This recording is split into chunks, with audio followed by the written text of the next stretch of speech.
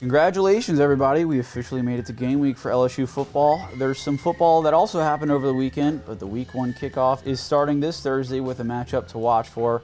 Also capped off by LSU playing Florida State on Sunday. So you have all these games on Saturday, but the best one is on Sunday, saved for last. My name is Pearson Leslie, and I'm your host of the Tiger Rag Audibles podcast, brought to you by Pawpaws Campers and Cars. We're covering some news for LSU and especially Media Day that LSU just had for the upcoming game against Florida State.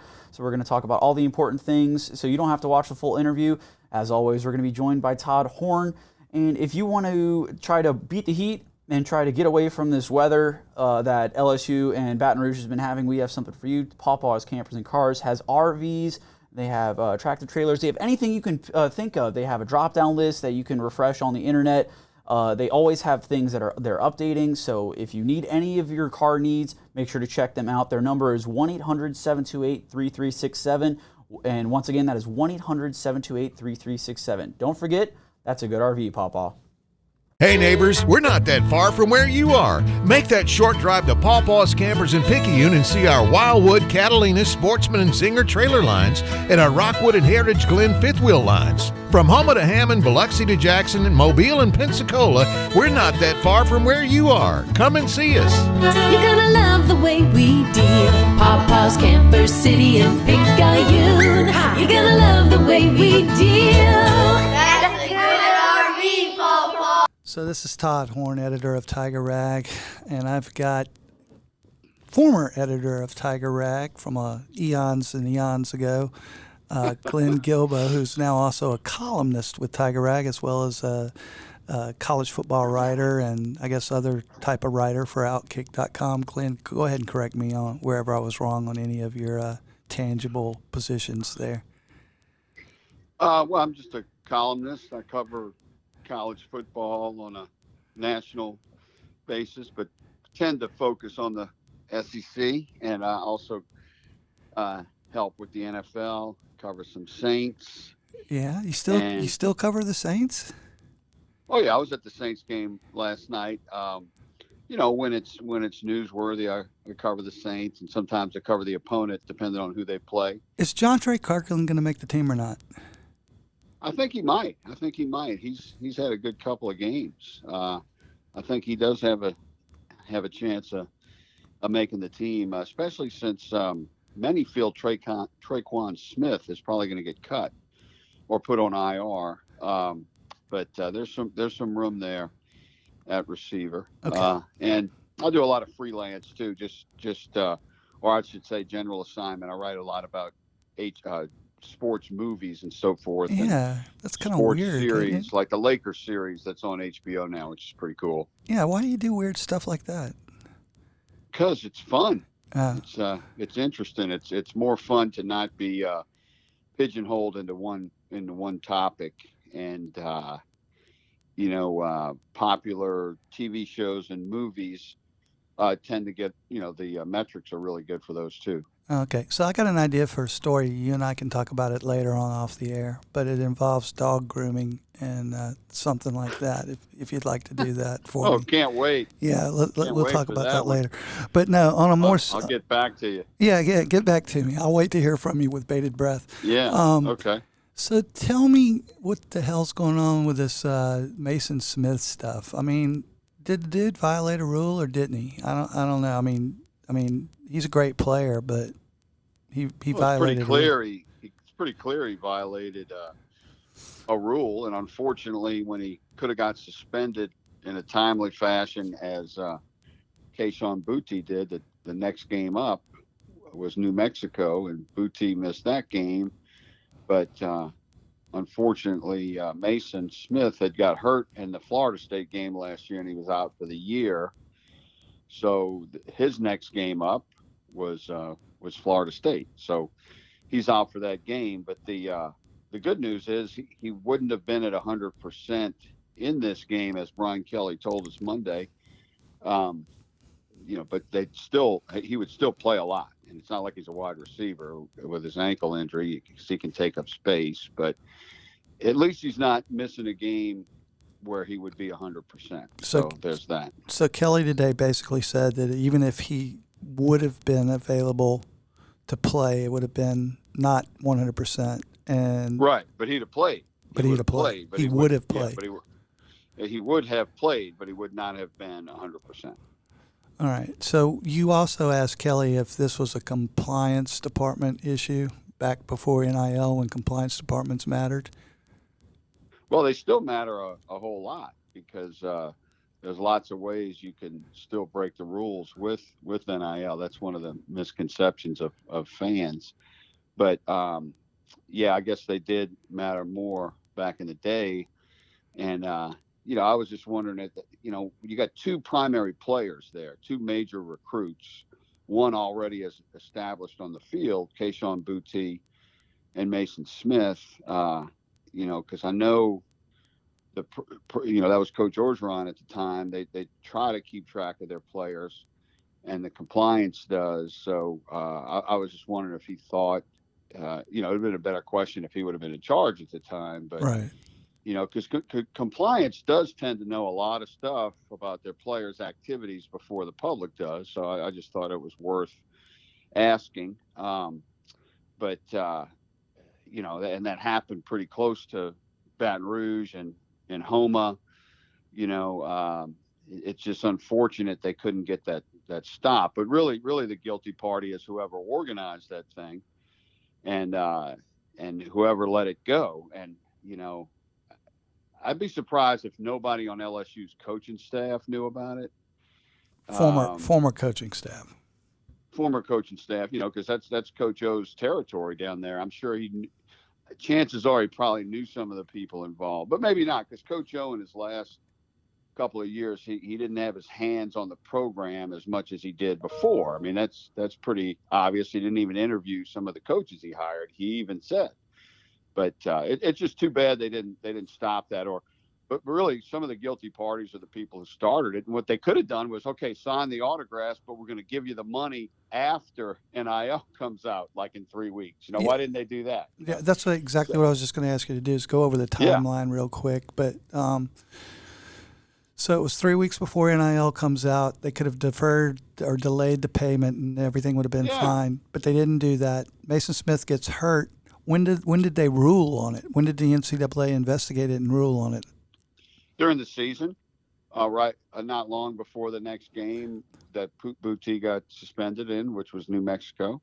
Which was the second game of last year or third game? I mean, because it was after. I forget. But the point is, it wasn't like they were trying to pick a competitive game. They just picked the next game. A lot of LSU fans are saying, "Oh, they picked this Florida State game to hurt LSU." No, they just picked the next game on the schedule, which was New Mexico, and then the next game for injured guys out for the year would be the season opener.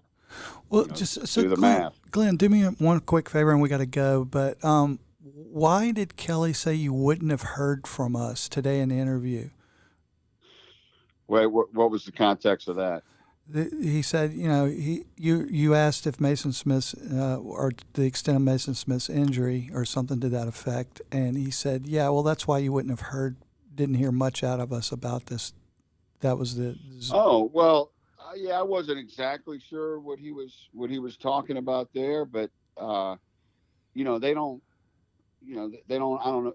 They don't have to, or they don't always come forward with information about suspensions and why, particularly when it's the NCAA is involved. When they're dealing with what the penalty is and when they're cooperating or not cooperating, you don't always hear about that until after the fact. And in fact, last year when Boutte missed his game because of the autograph session, Kelly said he was ill. Right. So I guess my question straight up is if Maason Smith was doubtful for this game and they knew that a week ago, do you think we would have heard anything at all about this? Well, I think the NCAA made this decision during the summer that it would be the first game. Now, the NCAA has known before this went public that he's had an ankle injury, because he's had an ankle injury for some time, or they could have known. So no, I don't think so. I think now it might have been different if he broke his leg and was out for the first 3 weeks, then they probably would have pushed the suspension back. But right. he was going to play. So the NCAA wasn't that, they weren't quite that mall copish, if you will. Okay, I got you. Last question. How did the story break? I mean, not who uncovered it. I know Wilson Alexander was the first person with the Advocate to report on it. But who was the source? Was it the NCAA or was it someone within LSU's athletic department? I'm not exactly sure who the original source was, but it doesn't matter at this point because Kelly did talk about it.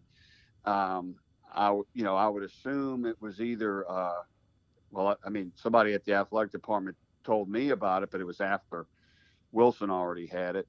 So I would assume Wilson got it from somebody in the athletic department. That's usually how NCAA related stories come out with unnamed sources. It's somebody at the school that's involved, or occasionally it comes from sources in the NCAA, but that's usually only, the very best of reporters like, Pat Forty has good contacts with the NCAA. So sometimes that happens, but to answer your question, the sources are probably either from the NCAA, LSU, or somebody close to Maason Smith, perhaps. Okay. All right. Well, hey, Glenn, I appreciate your time. And you want to go smoke a cigar or something later on? Yes, sir. Let's do it. Hey, last question. Who you picking, Florida State or LSU? I think LSU is going to win a close game, but this is a toss-up game. These are two teams that could both be in the playoffs, or they both have a chance to be in the playoffs, in the 4-team playoff. I think Florida State is the best team on LSU's schedule. I think Florida State's better than Alabama because of their quarterback. And I think LSU's the best team on Florida State's schedule. So whatever team loses this game is still going to have a chance to get to the playoffs. All right. Well, I appreciate it. I'll see you later on either tonight or tomorrow sometime for that cigar. Okay, go Tigers. See you later. Back here in Baton Rouge with the Heat Wave and Tiger Rag editor Todd Horne. Florida and number 14 Utah play each other in a few days, and LSU actually plays Florida on November 11th, so we're going to have that in place when they finally watch, and LSU's definitely going to have film on that. But they play, LSU plays this Sunday, they play against Florida State. And Todd, what is your immediate thoughts on that? Well, I'm going to echo probably everybody else's thoughts. It's two of the most talented teams in the country. Obviously, LSU is ranked number 5, and Florida State is number 8. But and Brian Kelly today during his press conference said they're pretty much mirror images of each other, and it's going to come down to execution. Which team executes the details the best? Which team avoids the mistakes? And I think that's fairly accurate. From a matchup standpoint, I believe that LSU actually has the advantage. I think LSU's offense and receivers, even their quarterback, arguably Jordan Travis and Jaden Daniels are, I guess you could say, pretty much equal in most people's eyes. But I think that Jaden Daniels is the better quarterback, and I think that'll be proven on the field on Sunday. At least what I think is that if they were to play this game like 10 times, it very well it could have 5 LSU winning and then the other 5 Florida State winning. Do you think that's the case, or do you think it's clearly a favorite? Yeah, I mean, when you really go down the paper, side by side with each other, I think that they're very evenly matched. So, yeah, I would have to agree that, it could randomly be 5-5.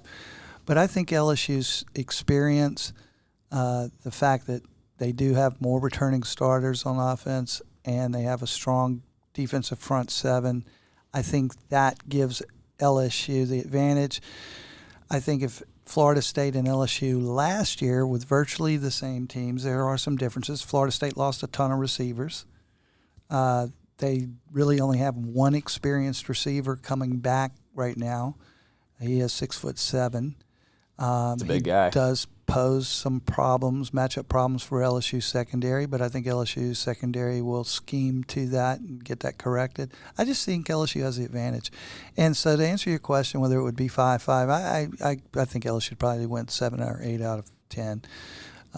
That's what I would expect anyway. So Daniels and Travis, that's the Florida State quarterback, they're both kind of like not flying under the radar, maybe a dark horse for a Heisman, just really like they have a lot of potential for this year.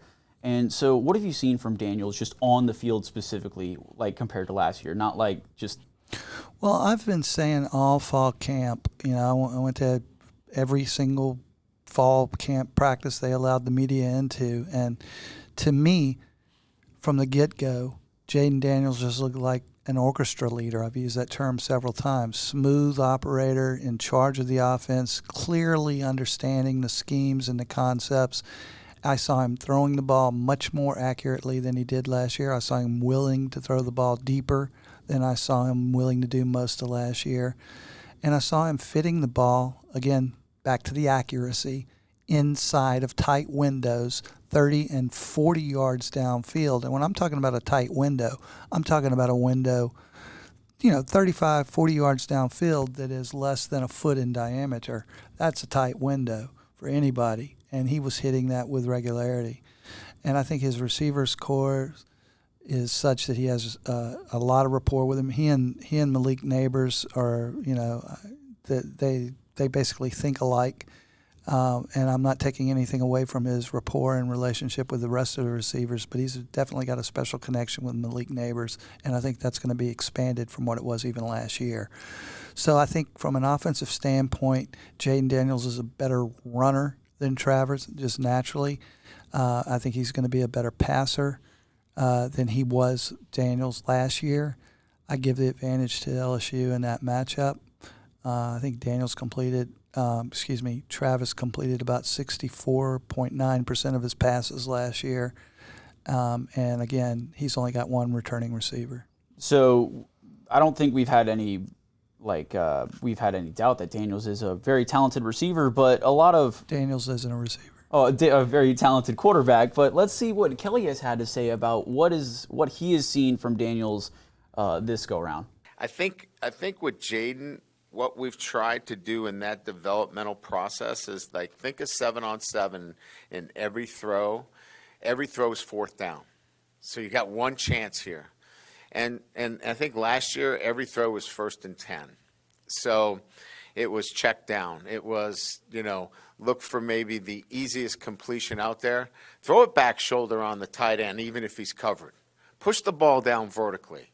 Let's go make a play down the field. And I think that development in his own mindset and the way he attacks things is probably where we've seen that growth. And that's been exciting to watch. Do you think that Daniels and his talent level is going to be it can obviously put him over the top, but let's say it's like a 4th down or in a situation where it's tough. If he doesn't get that throw, will that end up being costly for the team? With a turnover, or he wants everyone to treat it like it's 4th down, but if he treats everyone like 4th down, Pearson, what he's saying is that he doesn't want Jaden Daniels to be as cautious as he was last year. Yeah, but what's that line, do you think? I think I'm not understanding.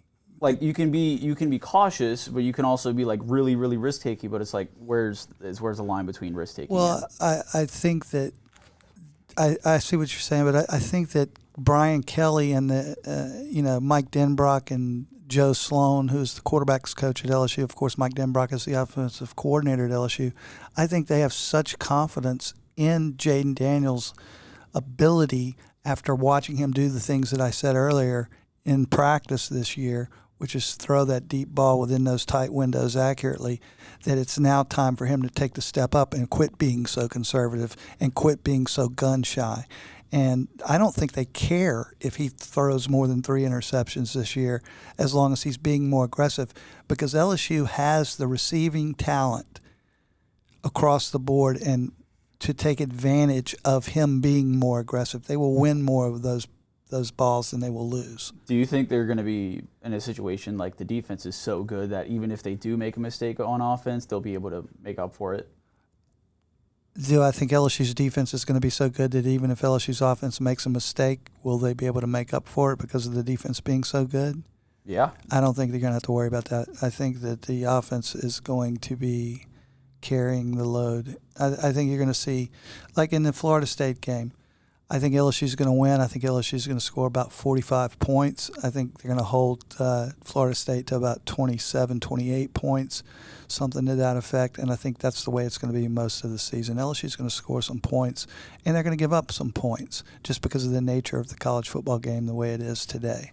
And especially with the quarterback talent of Florida State, but that sounds like a prediction to me. Or against, well, I told you I'll make a prediction this week for sure. But I'm telling you right now, I just told you, LSU's going to score about 45 points, and I think they're going to hold Florida State to like anywhere from 24 to 29. I'm not ready to decide yet. Coach Kelly said also to the media on how this is his second year at LSU, and a lot of people, including the coaches, were learning what the Coach Kelly system was going to be like at LSU. And then so now we've seen what it looked like from year one, and Kelly talks about what it's now like in year two.